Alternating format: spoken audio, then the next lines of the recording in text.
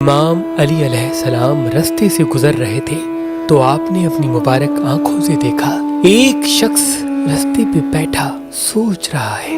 امام علی قریب آئے اور سر پہ ہاتھ رکھ کے فرمایا، اے بندہ خدا، تم اس طرح پریشان کیوں بیٹھے ہو؟ اس شخص نے کہا، یا علی، ہر دوسرا انسان مجھ سے جھوٹ بولتا ہے، جیسے کہ میں دنیا کا بے وقوف ترین انسان ہوں۔ گھر والے جھوٹ بولتے ہیں، باہر والے جھوٹ بولتے ہیں، وقت کے بعد معلوم ہوتا ہے کہ اس نے جھوٹ بولا، تو میں کیا کروں؟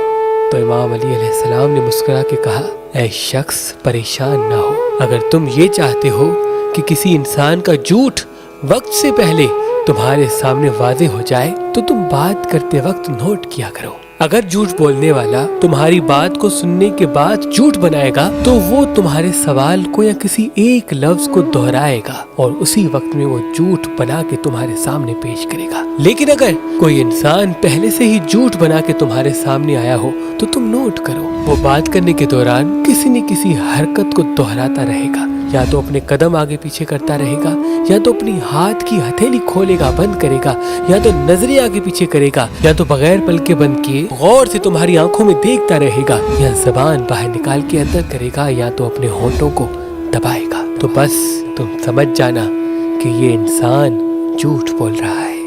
اگر آپ شادی کرنا چاہتے ہیں لیکن آپ کو اچھا رشتہ نہیں ملتا تو آج ہی مہربان شادی دفتر کے نمبر پہ کال کریں۔ اللہ کے کرم سے ہمارے پاس پاکستان سے باہر اور پاکستان میں بھی مختلف مسلک اور مذہب کے رشتے موجود ہیں۔ اگر ہمارا نمبر آپ کو مصروف ملتا ہے تو آپ ہماری ویب سائٹ mehrbanali.com یا ہماری اپلیکیشن جو گوگل پلے اسٹور اور آئی فون ایپ اسٹور پہ موجود ہے ان سے بھی اپنے لیے ایک اچھا رشتہ حاصل کر سکتے ہیں۔ مہربان شادی دفتر، مہربان شادی دفتر۔